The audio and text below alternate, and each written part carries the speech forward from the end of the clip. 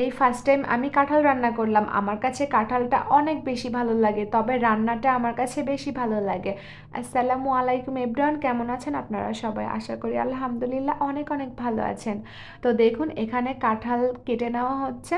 এই যে দেখুন সেই কাঁঠালটা। আর এই কাঁঠালের মধ্যে কোনটা বলুন তো রান্না করা হয়েছে? বড় দাঁতওয়ালা যে কাঁঠালটা সেটা রান্না করা হয়েছে। তো দেখুন এখানে কিন্তু কাঁঠালটাকে ভালো করে কেটে ধুয়ে নিয়েছি আমি। আর সাথে আমাকে হেল্প করেছে কে জানেন? আমার ভাবি। ভাবি যদি না কেটে দিত অনেক কষ্ট হতো। তো দেখুন এখানে এখন আমি কাঁঠালটাকে সেদ্ধ করে নিব। তো কাঁঠালটাকে আমি 70% সেদ্ধ করে নিব। তার জন্য আমি পরিমাণ মতো পানি দিয়ে দিচ্ছি। আর সাথে দিয়ে দিচ্ছি আমি 1 চা চামচ হলুদের গুঁড়া আর কিছুটা লবণ। আর কাঁঠাল রান্না করা কিন্তু অনেক সহজ। তো এখন আমি লবণটাকে দিয়ে দিলাম। এখন কিছুক্ষণ আমি ভালো করে নেড়ে চেড়ে নিব যেন কাঁঠালটা ভালো করে হলুদ লবণের মধ্যে মিশে যায়। তারপর আমি নেড়ে চেড়ে ঢাকনাটা দিয়ে দিব। আপনারা কে কে কাঁঠাল রান্না করতে পারেন আর কে কে কাঁঠাল রান্না পছন্দ করেন কমেন্ট করে জানিয়ে দিতে পারেন।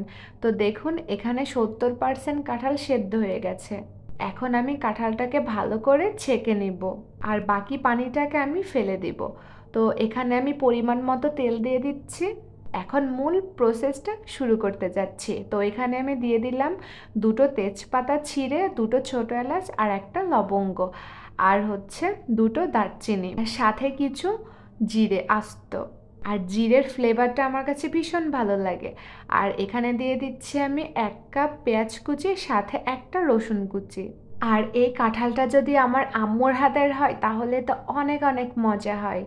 তবে বাড়ি গিয়ে খেয়ে এসেছি আমি। এখন আমি ভালো করে নেড়ে চেড়ে নিব। এখন বাদামি কালার হয়ে এসেছে। এখন বাকি উপকরণগুলো আমি দিতে থাকবো। তো এখানে আমি 1 টেবিল চামচ আদা রসুন বাটা দিয়ে দিলাম, সাথে আমি 1.5 টেবিল চামচ জিরা বাটা দিয়ে দিলাম, আর সাথে দিচ্ছি কিছুটা পানি যেন মশলাটা পুড়ে না যায়, কারণ আমি এখন শুকনো মশলাগুলো দিব। তো এখন আমি 1 চা চামচ মরিচের গুঁড়া দিয়ে দিলাম, আর সাথে দিচ্ছি লবণ। আর হলুদটা দিব না, ওই যে হলুদটা আমি প্রথমেই দিয়ে সেদ্ধ করে নিয়েছি। তো এখন আমি আর হলুদ দিব না। এখন আমি কিছুক্ষণ মশলাটাকে ভালো করে কষিয়ে নিব। আর আপনারা কিন্তু এর মধ্যে ইলিশ মাছও দিতে পারেন, চিংড়ি মাছও দিতে পারেন, তাহলে খেতে আরও বেশি ভালো হবে। আমি ফার্স্ট টাইম করলাম এর জন্য কিছু দিই নাই। তো এখন দেখুন আমি সেদ্ধ করা কাঁঠালগুলোকে দিয়ে দিচ্ছি। আমার তো আবারও খেতে ইচ্ছে করছে। যখন আমি ভয়েস দিচ্ছিলাম তখন আমার অনেক খেতে ইচ্ছে করছিল, তবে কি আর করার বলুন। আমি তো কিছুদিন আগে বাবার বাসায় গেছিলাম, তবে সেখান থেকে আমি আম কাঁঠাল লেবু কিছুই আনতে পারিনি। ট্রেন মিস হয়ে যাবে এই জন্য। তবে আম্মুকে বলেছি আব্বুকে দিয়ে পাঠিয়ে দিতে। আর মূলত গেছিলাম বোনের বিয়ে খেতে, সেটারও ছোট্ট একটি ব্লগ আপনাদের সাথে শেয়ার করব।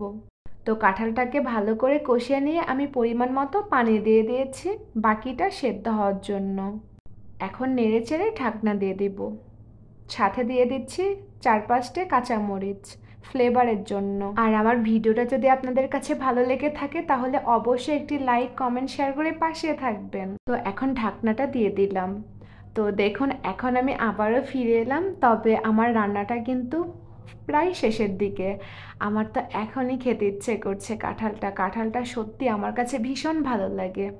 আমার তো আমার আম্মুর হাতের কাঁঠালটা অনেক বেশি ভালো লাগে। আম্মুর হাতের কাঁঠাল অনেক খেতে ইচ্ছে করছে, তবে কি আর করার বলুন, যে রান্না করে খেতে হবে। তবে আমি বাসায় গিয়ে খেয়ে এসেছি। ফাইনালি দেখুন আমার কাঁঠাল রান্না কমপ্লিট। এখন আমরা খেতে বসবো। সবাই ভালো থাকবেন, সুস্থ থাকবেন, আমার জন্য দোয়া করবেন, আর আমাকে অবশ্যই সাপোর্ট করবেন। আসসালামু আলাইকুম।